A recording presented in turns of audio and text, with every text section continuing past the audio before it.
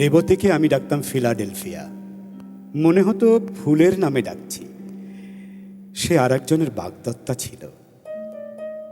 রেবতীকে তবুও আমার ভালো লেগেছিল, রেবতীর আমাকে। আমরা কত কত শহর ঘুরেছি, আবার কত জায়গায় যাওয়া হয়ে ওঠেনি আমাদের। যেমন ইজিপ্ট, স্ফিংসের সামনে পাম পাতার হ্যাট পরে পোজ দেওয়া রেবতীর কোনো ছবি পোস্ট করা হয়নি আমার। তার মুখের কারুকাজ আর মমি মাখা চিবুকের অলিক ইশারা, রাত হলে কত কত রাত আমি রহস্যে দেখেছি।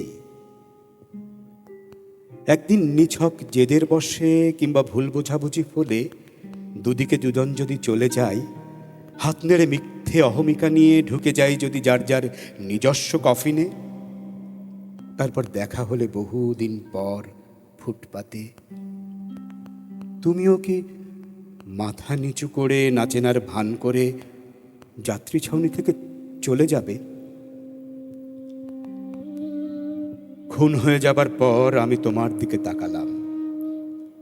পিরামিডের পাশে ঝিকিঝিকি আগুনের সূর্যটা ম্লান করে তোমার নিঃসঙ্গ সৌষ্ঠব অহেতুক আস্ফালনে আমাকে বাঘের মতো ফালা ফালা করে দিল।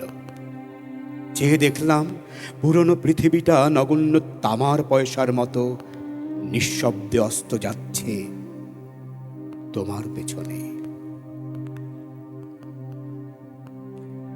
ধরো তোমার গলায় একটা তিল, সেই তিলের পাশে শুয়ে আছে স্বর্ণচাপা হার, বিয়ের উপহার।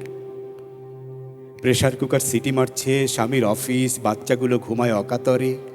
তোমার আছে যোগা ক্লাস, হারমোনিয়াম 4:30 বাঁধা। তিলটা কিন্তু ঠিকই জানে কার বিরহে তোমার গলা সাধা। রেবতী এখনো কারো বাগদত্তা, এখনো মাঝে মাঝে তাকে ফিলাডেলফিয়া ডাকি। এখন ডাকলে মনে হয় রেবতী এক ব্যস্ত শহর।